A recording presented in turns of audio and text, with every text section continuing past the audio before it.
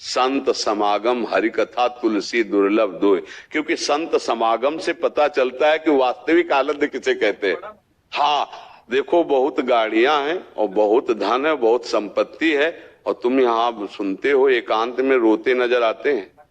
हाँ, एकांत में उनकी इतनी बड़ी बड़ी समस्याएं हैं कि तुम जिनको सुखी समझ रहे हो ना, सब फिट एकदम ऐसे उतरे, तुम्हें लगा क्या यार, मतलब वो जब यहाँ पर्सनल में फिर जो अपनी, तो आपको हम सच्ची बता दें, यहां से लेकर के ब्रह्मलोक तक जो भगवान का भजन नहीं करता है, भगवान से विमुख है, कभी सुखी नहीं, कभी शांति नहीं, कभी तृप्ति नहीं। ये बात बैठा लो दिमाग। महाराज जी ये सबसे ये समझ नहीं है महाराज। हाँ, केवल बाहरी सुख सुविधाओं को ही अपना मतलब जीवन की उन्नति समझते हैं। आंतरिक कल्याण किस चीज में है, जिस चीज को आप जोर दे रहे हैं कि नाम जप करो उससे ही आपका होगा, वो समझ। एक आपको याद होगा, एक यहाँ वयोवृद्ध आए हुए थे, बड़े सज्जन धनी, वो कह रहे थे विश्व की हर वस्तु हमारे पास है, हर वस्तु है हमारे पास, हर पद का हमने सम्मान भोगा है, खूब वैभव है, कोई हमारे पास कमी नहीं, लेकिन एक डर है कि मरूंगा सब छूट जाएगा। हम कहा इसी डर से मुक्त करने के लिए अध्यात्म है। सब कुछ कमाया, अध्यात्म नहीं है, तो ये डर तुम्हारे, क्योंकि छूटेगा ना सब, अब क्या तुम्हारे पास रहेगा, जीवन की कमाई तो छूट रही है। अब जहां जाना है वहां परिचय नहीं है, और जो ले जाना है वो कुछ है नहीं यहाँ, तो इसीलिए कहते राधा राधा जपो, और ये कर्तव्य करते रहो, तो यहां भी सुखी रहोगे और आपका परलोक भी बन जाएगा, परमार्थ भी बन जाएगा।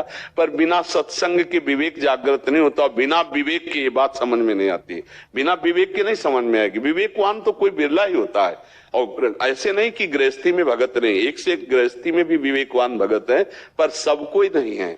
सबको ये लगता है कि जैसे किसी महात्मा का यह सुना तो उनको लगता है चलते हैं शायद यहाँ काम बन जाए, वो इसकी भावना में होते कि पुत्र हो जाए, या जैसे बीमारी है तो रोग दूर हो जाए, या ऐसा ऐसा कुछ। जैसे देखो, हम तुमसे पक्की बात कहते, किसी के सामर्थ्य ले कि तुम्हें रोग रहित कर दे, हमारी पक्की बातें मान लेला, ये हम शास्त्र सम्मत कहते। ऐसा नहीं कि भजन में ताकत नहीं, भजनानंदी महात्मा चाहे तो अपनी किडनी क्या किसी के भी, लेकिन उसकी चाह ही बदल जाती है कि शरीर तो छूटेगा, हमें प्रभु से मिलना है। हमारा भजन का फल प्रभु से प्रेम है, ना कि शरीर से प्रेम है। ये शरीर तो नियत समय के लिए मर जाएगा, ये आज नहीं तो कल मर जाएगा, ऐसे सबका शरीर है, और सब जान रहे हैं, सब समझ रहे हैं। जब एक दूसरे का सौ ले जाते हैं तो क्या बोलते हैं, राम नाम सत्य है, सत्य बोलो मुक्ति है। ये जान गए कि राम नाम सत्य, फिर भी लौटते समय बीड़ी पीते हुए प्रपंच बोलेंगे, राम राम नहीं जपेंगे, तो ये इनका ज्ञान है, तो कैसे समझाए।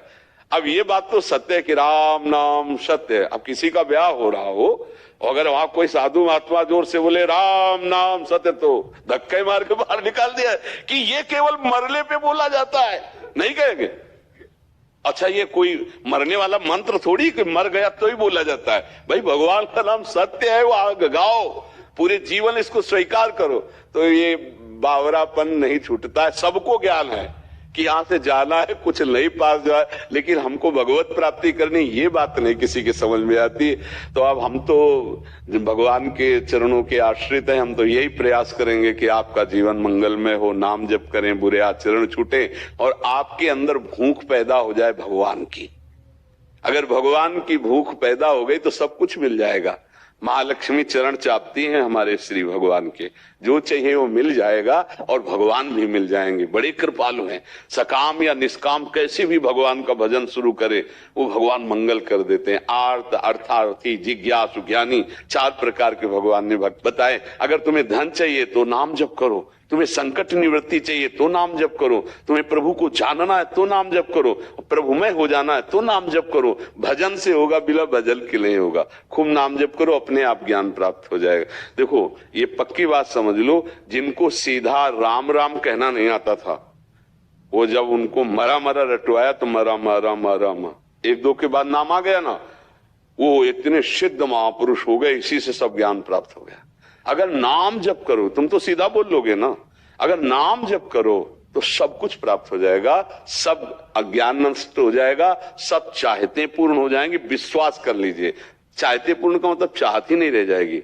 जैसे तुम्हारे सामने इस समय हम 2000 रुपए की एक अटैची रख दें, आपको पकड़ावे खोल के दिखा दें, आपका मन कहेगा ले जाने का क्या?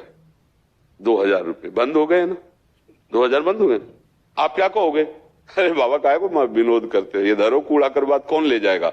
ऐसे भजन करने वाले को पूरे विश्व का सुख भोग वैभव कूड़े की तरह नजर आता है। ब्रह्मादिक के भोग सब विषम लागत ताई, नारायण ब्रज चंद की लगन लगी है जाए। समलोष्टास्म कांचना, पत्थर का टुकड़ा, माटी का ढेला, सोने का बिस्कुट, जिसकी एक नजर वो भजनानंदी। इसीलिए भजन करो। भजन में सब कुछ सामर्थ्य, बिना भजन के तो समझ में नहीं आएगा।